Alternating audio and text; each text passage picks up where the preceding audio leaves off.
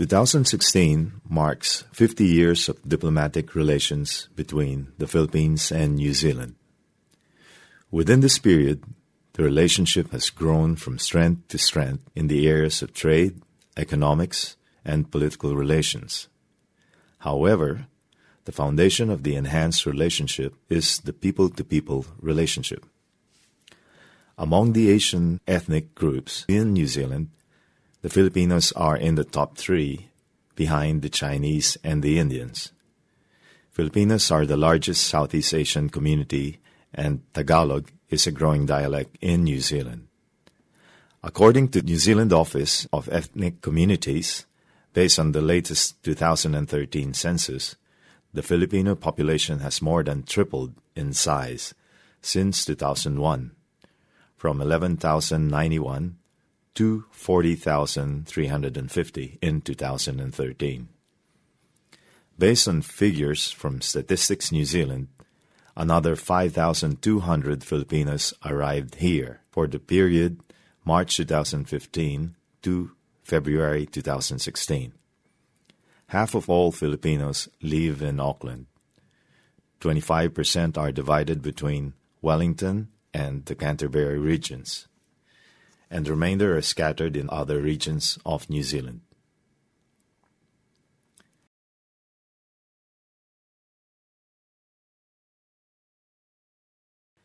Census New Zealand shows that in 1936, 6 people claimed Filipino ethnicity and 18 in 1951. There seems to be no records of these migrants aside from the census. It is possible some left New Zealand for other countries, or their descendants have totally assimilated into the New Zealand culture and society. In the 1960s, there is more recorded evidence of Filipinos in New Zealand. There is now the iconic photo from the Turnbull Gallery of Colombo Plan scholar Fidel Madlan Sakay handing over Filipino souvenirs to then Prime Minister Keith Holyoake in 1962. In the 1960s and early 1970s, Filipinos arrived here either as long-term or short-term students, some under the Colombo Plan, and others on New Zealand aid assistance programs.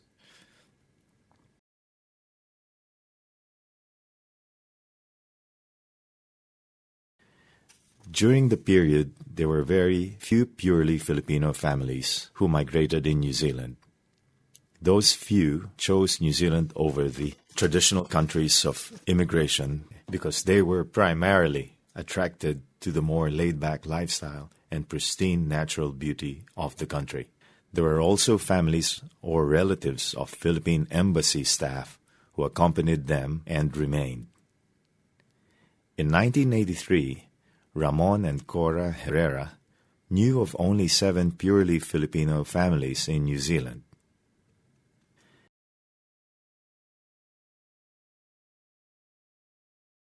The category that comprised the foundation of the recognized Filipino community was the women migrants. In the 1970s and 1980s, there was more than twice the number of Filipino women than Filipino men. The women married Kiwi men and started families here. Before the advent of smartphones and emails, letters and the occasional phone call were the means of communication between couples. Kiwi men would visit the Philippines to meet their pen pals, or they may sponsor them to come to New Zealand without the need of a personal visit. The practice continues to exist today. However, meeting people around the globe nowadays is a lot easier. The methods may have changed with the use of the internet, smartphone, Skype, and other similar technology advances, but the root cause remains. The relationships are mutually beneficial as Filipinos yearn for a better life overseas, while the Kiwi men welcome the companionship that provide them.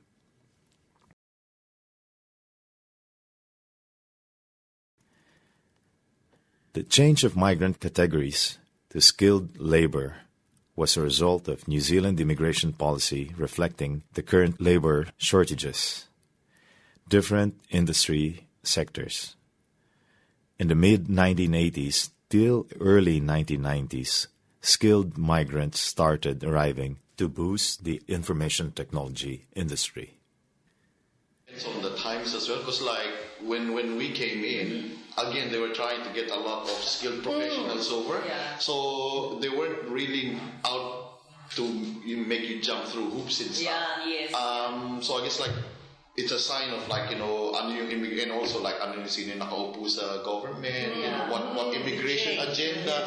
There was a time like Winston Peters was very vocal, and everyone knows he's quite anti-immigration and stuff, right? So there was a bit of that going on as well in the like mid to late 90s. But when we came in, it was really more, hey, if you were on that OPL, and you basically will find, like in my case, as I said, I arrived basically with no job in hand. I had a work permit already when I arrived, so pagdating ko ng Wellington, they stamped the work permit on my passport, not the visitor one. So that means I could immediately apply for a job and basically start as soon as I signed the contract.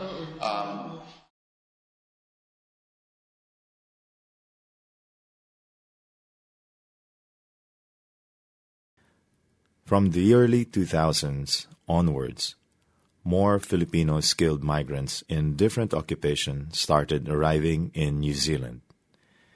Majority of them fell under the categories of nurses, farm workers, and the engineering and labor crew instrumental in the Christchurch rebuild after the devastating earthquake of 2011.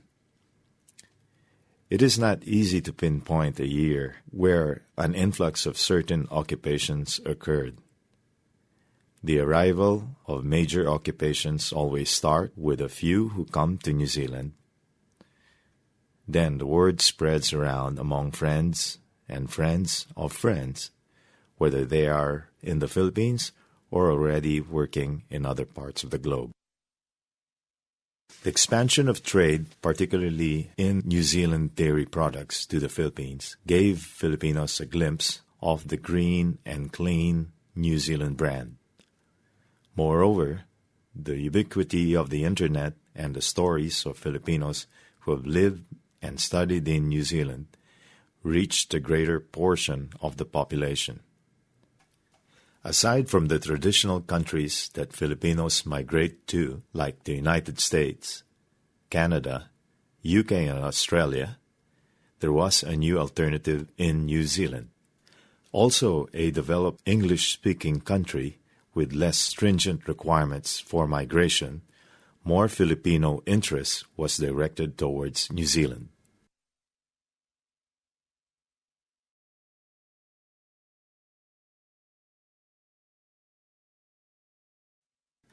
Aside from the favorable New Zealand immigration policy attracting more Filipino migrants, transformational events were also happening in the Philippines.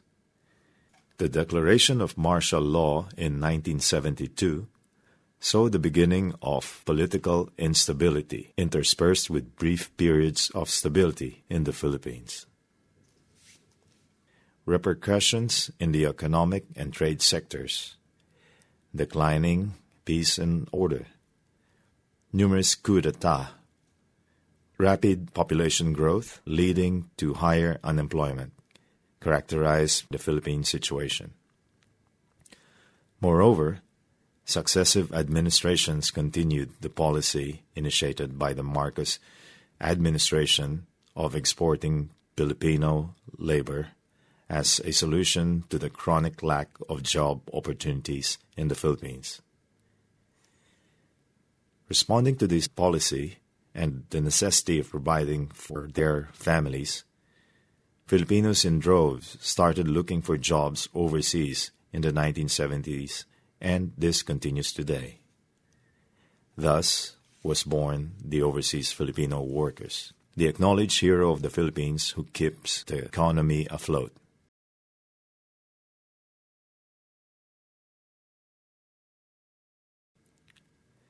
In the 90s and 2000s, Filipinos usually did not know or have heard of New Zealand. When friends tell them to look up New Zealand, the typical answer is, "Where is New Zealand?" The reason normally given why they come to New Zealand are their friends are already here. It is a good place to raise their children. Other bigger Western countries have stricter migration rules. They have worked in other countries but are looking for other options where permanent residence is possible or the lifestyle is more suitable. Moreover, as an egalitarian society, migrants can rise to positions based on merit that they may not be attainable in the Philippines due to our culture of patronage. Gino described his experience here. As I gained more local experience in my first and subsequent jobs, I learned to behave more in line with the Kiwi way of working.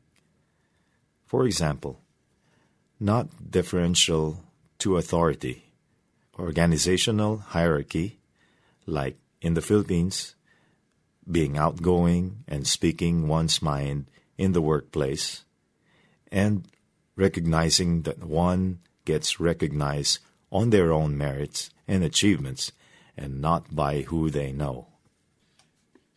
As the principal migrants settle in their adopted countries, they sponsor their families, parents, and siblings, who in turn sponsor their other relatives. From one principal applicant, a big number of other people and families can migrate. The initial principal applicant unlocks the barriers that their other family members would have been required to hurdle. Thus, we have extended families or even whole clans living abroad, making their adopted country their home. They reap the benefits of a strong economy, a stable government, and a progressive and safer lifestyle. Because lahat talaga ng Filipinos na pupunta dito, all for the children reason. For the family. Yun ang pinaka-primary denominator. That's is what... Kasi kung hindi, kung kami lang or tayo lang, okay na tayo sa Pilipinas. That's true. Except that, pag inisip mo, when you think about it, anong mangyayari sa mga bata?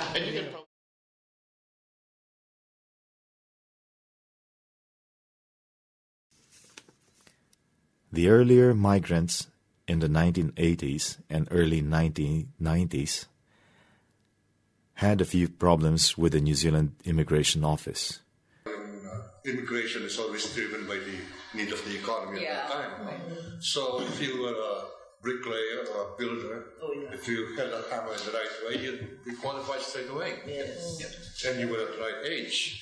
So it was really quite easy for us. So there were no fees to pay. Or application with direction, and they had I think they had a limitation on the department who were granting you your permit or who were vetting your qualifications. They had a certain time period that they had to reply to you. And if they did not reply, you can take it for granted that it's approved. Ganun kadali nun. So within 3 months, pagka wala sila sagot, you had the right to go in there. Sabihin mo, application, what's your status? And they had to make a decision right there and then. It made it quite easy for a lot of people to come in. And I think from that, yung growth ng immigration would have been yung word of mouth. Tapos yung... There were less issues regarding official immigration process, but faced a bigger adjustment in the community. Like any pioneer, they mostly had to discover for themselves the culture and societal norms. Small matters became talking points. In the early 1980s, New Zealanders and Filipinos did not know much of each other. The few Filipino families have at times had to make deliberate efforts to educate Kiwis about the Philippines. And my youngest, she's Chingita, and she comes out Mommy, everybody's calling me Chinese. No, you're not from Chinese. I say I'm from the Philippines. Yeah. So I talked to the teachers. They didn't know anything about the Philippines in their school. So I talked to the teacher to introduce the Philippines. It was we made time to introduce the Philippines to the children. So that's what I did, being a full-time housewife then. And they learn about the Philippines. It's very good. You see, I'm not Chinese. As more Filipinos arrived in the 2000s, the adjustment process became more seamless. When we started this, we already had a core support group in the Philippines called the Pinoy to NZ. Didit was one of the members there. And we started it in the Philippines, parang Yahoo group lang. So you exchange ideas, exchange problems or questions. So every so often before we went here, we meet the whole thing. Everybody was people who were already here or who had already a prior experience, share their so when we were already about to come here, Rick was came over ahead. So there was this couple in the Pinoy to NZ group who came over first in 1 year ahead. And they were the ones who made Kupkop. I met them at the airport. Met him, and then lived with them in the house for a while until he looked for a house na nung kami na. He came here. The growth of the Filipino population here coincided with an increase of other Asian migrants, particularly Chinese and Indians. Consequently, with a wide swathe of Asians arriving here, Asian culture became highly visible. Thus, Asian and Filipino foods were easily available. There were also more Asian co-workers that allowed a simpler transitioning into work. Annie's comments on her work environment supports this. I had no problems with acceptance on my first few weeks on the job. My team leader was an Indonesian, and 2 of my workmates were Filipinos too. Our team is more Asian, Indian, Eastern European than Kiwi.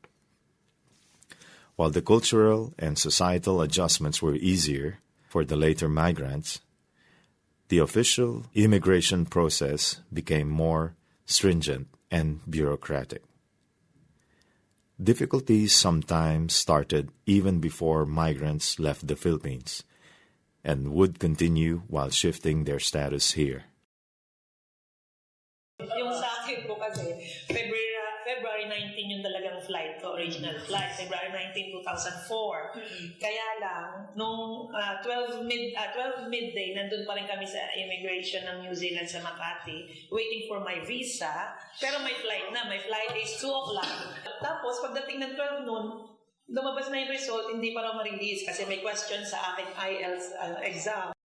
So yung flight, hindi natuloy. Hindi ako nagpaalam na ako sa mga kaibigan ko. Yun yung time 25, natuloy na. Dumating ako din 25 sa Auckland po. Ako lang mag-isa.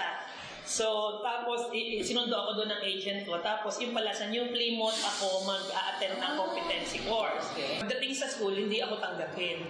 Kasi raw, 3 days na late is too much para makakope ako doon sa theory. Tapos, kailangan doon ng nursing council approval kasi 3 days is malaki para sa 6 weeks lang na training. So, sabi ko so maghapon po ako nandun sa office. Naghihintay lang ako. Siyempre,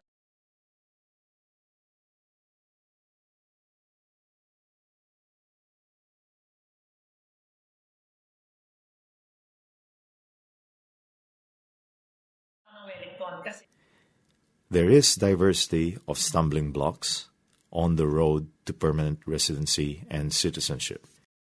Ang pinaka-issue namin talaga yung residency visa status. Kasi we applied here yung work to residence visa. And at the time, si Ricky yung principal applicant. Hindi siya nakuha doon sa within the student ban. So, we had to change. Ako na ngayon ang naging principal. Okay. So, siguro nakatatlong 6 months change ng work permit basta para lang magtuloy-tuloy yung stay namin dito. And every time we talk to the immigration, ang daming hinihingi. So we had to repeat the whole process again. So, buti na lang, I was in an essential skills job. Okay. So with the help of the DHB, sila yun ni employer, sila na nagsabi na parang they sponsored. Okay. Nakailang immigration consultant kami.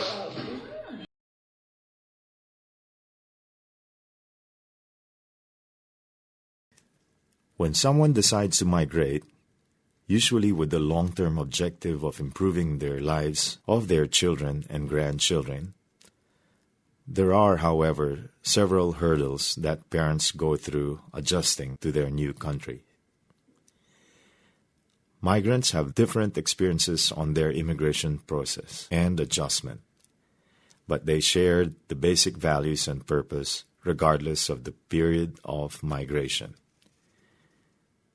The various life stories narrated by migrants demonstrate that timing is of utmost importance when choosing to migrate. Nowadays, with many refugees around the world as a result of war and a global economy still recovering from the great financial crisis last decade, there are more hindrances that legitimate migrants have to overcome. Some migrants were lucky to just miss the imposition of more requirements, while others have to meet the higher standards required to secure a work visa. An outstanding concern among migrants today, especially nurses who initially come as caregivers, is passing the IELTS English language exam. Passing this exam sometimes can be the difference between a high-skilled job and a low-skilled job. Understanding the New Zealand English Kiwi accent and the Kiwi idiomatic terms and expression is a recurring theme among migrants. Here are some examples. Well, you would have found this in Grandma. Yes. They said things very differently, and they basically have a different lingo. It's not that different, still English. But things like, and the things that are different from our English and their English, like tea is supper, dinner. Yeah, it's my shout. Or they drink piss instead of beer. And nung first few months ko pa nga yata, bring a plate, sabi niya. I took it literally. You actually brought I brought a plate, but I put it in my bag. Sabi ko, just to be in the safe side, magdadala ako ng plato. And I said, oh my goodness. When I noticed na bring a plate, may pagkalaki. You put on the plate. Hindi ko na ano na lang ako, kumari lang. I just be quiet. And also I joined. The stage in life or age when an applicant considers immigration also has consequences on how they view the whole process.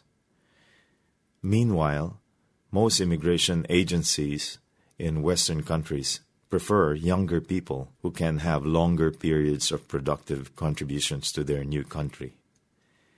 There is a notable distinction between the purely Filipino family migrant vis-a-vis Filipinas married to Kiwis. Though they have shared objective of a better life in New Zealand, they could have different outcomes.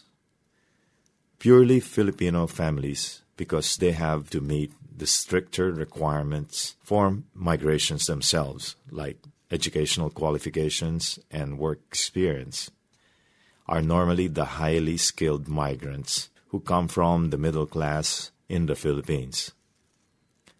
Consequently, they end up with better or professional jobs. These migrants may also send money home, but it is not their principal reason for migrating. It is having a better life for their children and the future generations here. Filipinas married to Kiwis do not have to meet the same requirements, but have to prove that a genuine relationship exists to get a visa. Thus, this becomes the avenue for low-skilled or semi-skilled and a few Filipino men to acquire a visa. Although some who have lived in New Zealand for decades have obtained higher skills, one can observe that many Filipinas falling into these categories work in low-skilled or semi-skilled positions. This group remits money to their families and relations in the Philippines, thus disabling them from using their funds to upgrade their skills.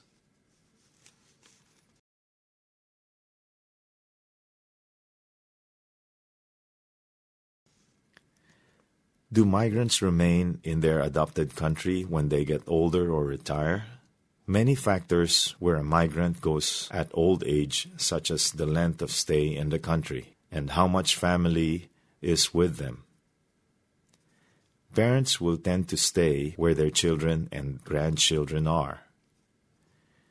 If the children have assimilated in the society, the likelihood of staying is higher.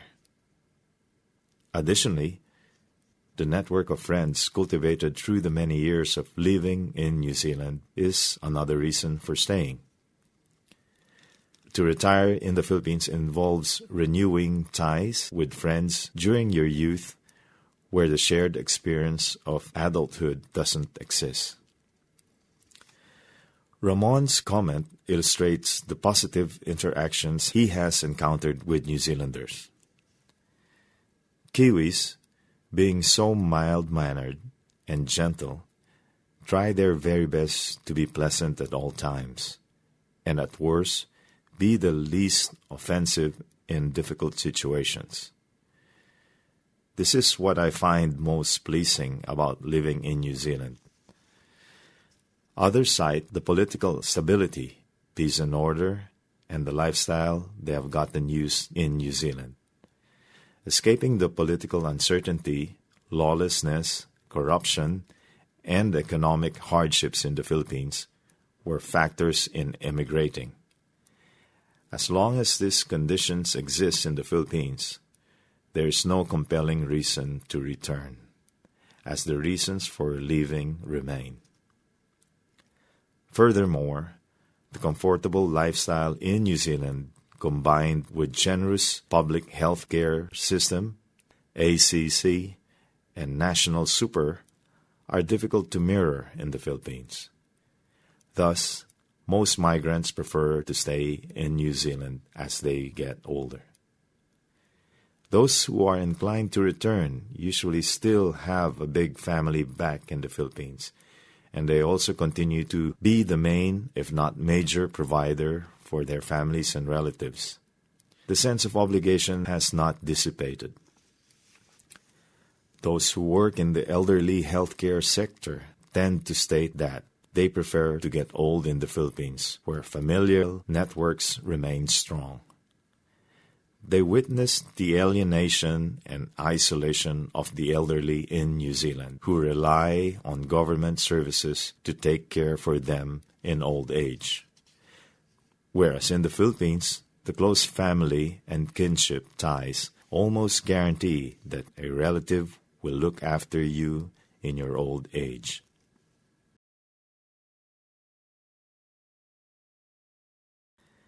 New Zealand's rapidly aging population, the encroaching urbanization, and loss of interest among younger Kiwis in the primary industry of agriculture will benefit Filipino migrants. Meanwhile, the Philippine labor force increases annually as graduates join them with few employment opportunities. This young population, who are willing to learn and are fast learners in any industry with a shortage, remain a source of skilled migrants for New Zealand in the short and medium term. Here is Annie's observation on how Kiwis view Filipinos. I notice that Kiwis are very amazed at the Filipino work ethic. They appreciate it. You know, how we Pinoys would gladly help out even if we are not told, or even if it isn't our job to do it. They are not accustomed to seeing people with an attitude like that. Hence, the Filipino population here will keep increasing in the future. To this end, it is hoped that as a significant portion of the New Zealand population, Filipinos will find a voice in the political sphere soon to advocate for our community's interests. The dream of a better life is the goal. I have found that Filipinos in New Zealand are happy and contented here. Those who are not leave and go to Australia, the USA, or the UK. But for those who remain, they appreciate the uniqueness of New Zealand as an isolated, small, clean, and beautiful country. Loving New Zealand is an acquired taste. A better life can also be found in other developed countries. But New Zealand's laid-back ways, its generous social welfare system, free public health care and education, safe and secure environment, and smallness are what make people stay. Sometimes it can be summed up in a simple sentence. Walang traffic at pollution dito.